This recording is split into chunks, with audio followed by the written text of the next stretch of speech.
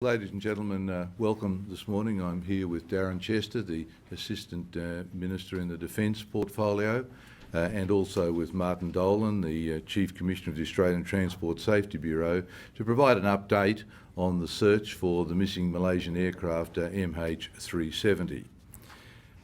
Since the earliest days of the search, the MH370 Search Strategy Working Group has been conducting ongoing research to glean any new information that might help us pinpoint the location of the aircraft. To this end, the ATSB has engaged the Defence Service and Technology Group to provide expert analysis of available data relating to MH370. The analysis used models from the Inmarsat satellite communications data, aircraft dynamics, meteorological data to determine the likely flight paths, which in turn were subject to validation experiments to ensure they aligned with the actual flight data. This work is built on some of the other research that's been undertaken by international agencies to help refine and perfect the information that we have so that we make sure the search is happening in the right area. Now, the analysis has informed a new ATSB report, MH370, definition of underwater search area and an update of that area, and copies of this document are available to you. And I think for those who would like to see the original work, there's copies of that available as well. But I do need to advise that it's fairly technical and therefore heavy reading. The key outcomes of this additional work validate what has happened so far. It affirms that the aircraft is likely located somewhere in a 120,000 square kilometre area along the 7th arc, which is identified on that map. And that has been the key focus of our search right from the time that the satellite data became available to us. It's the same area that I announced with my ministerial colleagues from Malaysia and the People's Republic of China in April of 2015. So the search area has not moved. However, this additional work has tended to pinpoint further that the search area at the southern end of the 7th arc and the southern end of the original search area is the most prospective. And it is also recommended that we widen that search area a little, and so the purple areas on the map are the new area which is considered to be the most prospective. The northern parts of the arc are considered to be less prospective. Now, to date, around 76,000 square kilometres has been searched. The remaining 44,000 square kilometres will be the focus of the search going forward. So we'll be concentrating the search in the areas in the southern part of the map that have not so far been covered. Over the winter months, there have been two vessels, the Fugro Discovery and the Fugro Equator, working in the search area. Earlier this week, the Havila Harmony left Fremantle to join in the search effort. And within the coming months, a fourth vessel to be provided by China will add to the search effort. All of the four vessels will take advantage of what is expected to be more favourable weather conditions in the summer months so that the search can be completed as quickly as possible. We think that the search of the whole 120,000 square kilometre search area is likely to take until about June of next year.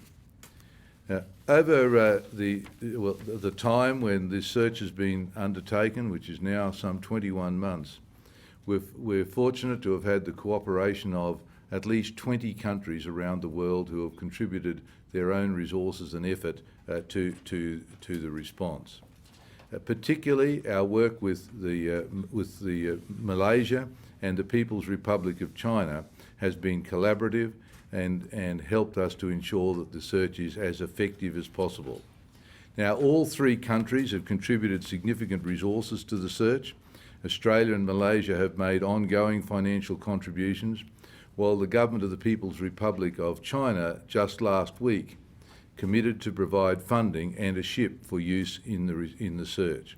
We're particularly grateful for this commitment from China, because that will help ensure that there are adequate finances available and resources to ensure that the whole of the prospective area can be thoroughly searched. Finally, let me again acknowledge the burden that the families of the passengers on board are enduring.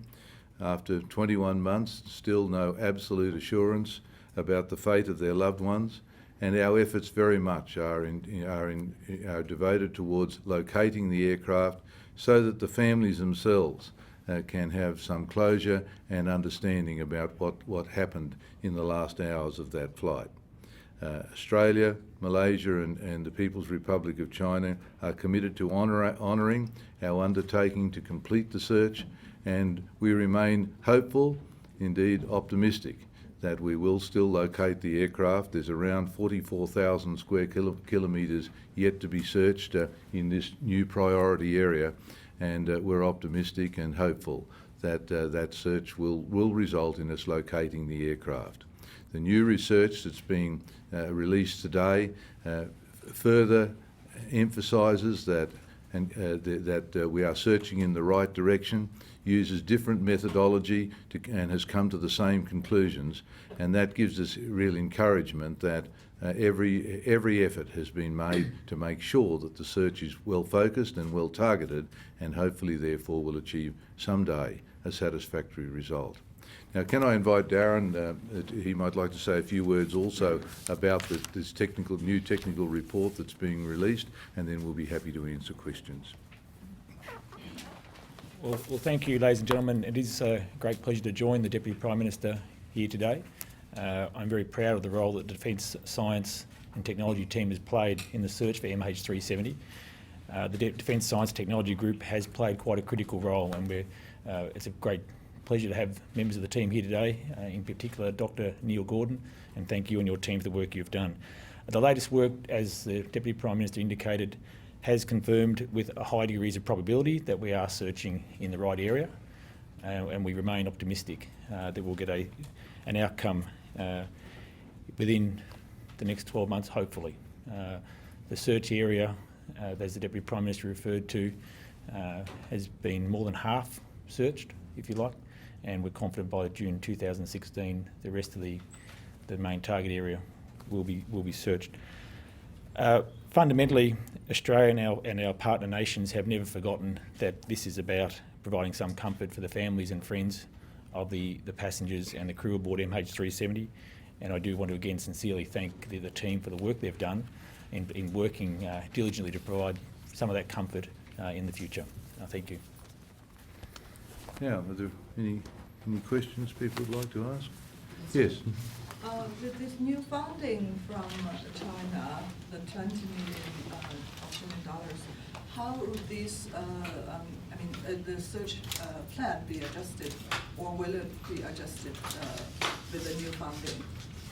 Well, the Chinese contribution comes in the form of an additional ship, which will be equipped with the best of the search data, but also a financial contribution which will make up the shortfall that was in the budget to complete the search until that announcement was made. The total cost is estimated at around $180 million, and so this funding from the Chinese is critical to enabling the search to be completed. You'll probably be aware, well, you'll all be aware of the fact that the original funding estimate was a little lower than that, but we were working in the terms of Australian dollars, and yet the bills are being paid obviously in US dollars, and so the decline in the value of the Australian currency since the loss of MH370 has meant that budget is needed to be boosted, and so we're particularly grateful that the Chinese have put not only resources into this search, but also made a financial contribution. Just to double check on that, so that $180 million, that's the cost of the search from the start to where the entire search. What's the Malaysian contribution to that, sir, at that $180 million? Well, Australia has contributed $60 million towards that cost, and the Malaysians have undertaken to pay the balance. So we're talking US or Australian dollars? We're still talking Australian dollars. Okay, so, and the Chinese have put in 14.5 million, is that right? Or is that Well, no, it's a ship plus, I understand, 20 million, isn't it? Yeah, it's 20 million, yes, Australian dollars, yeah. And then the rest of that is split half between Australia and Malaysia? No, well, Australia's contributed $60 million, and then Malaysia has undertaken to meet the balance. And of course, that is not the total cost of the international effort that's been put into the search and recovery, going right back to the commitment of aircraft and search personnel 21 months ago.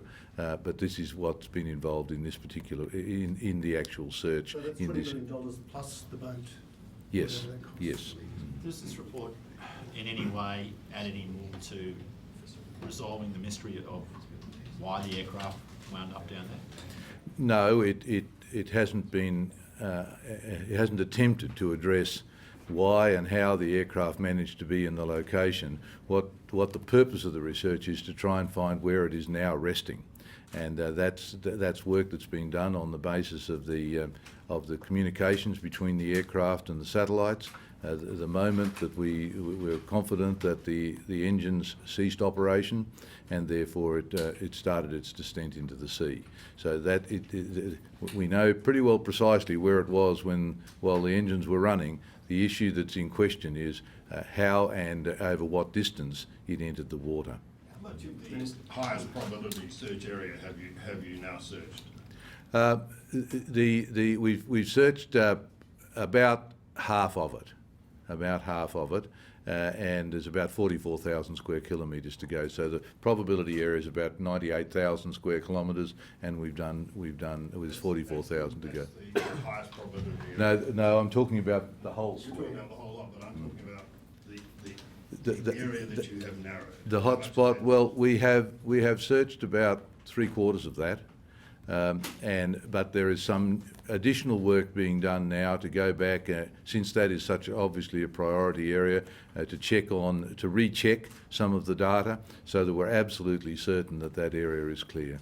And then presumably, once the work's been done to confirm that that's the case, and once the final quarter of that most probable area has been searched, will the search resume after June, or is it likely to conclude around then? We are committed to this search, that the whole area within the purple box. We've made no commitments beyond that, but at the last meeting of ministers, the understanding was that the probability of us finding the aircraft outside of that square was low, and therefore that further search effort, in the absence of new information, was not likely to be cost effective. So there is a possibility then that it is in an area which you previously searched.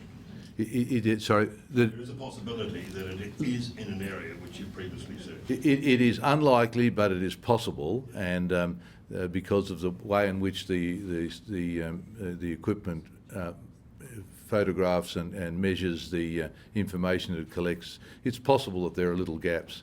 And there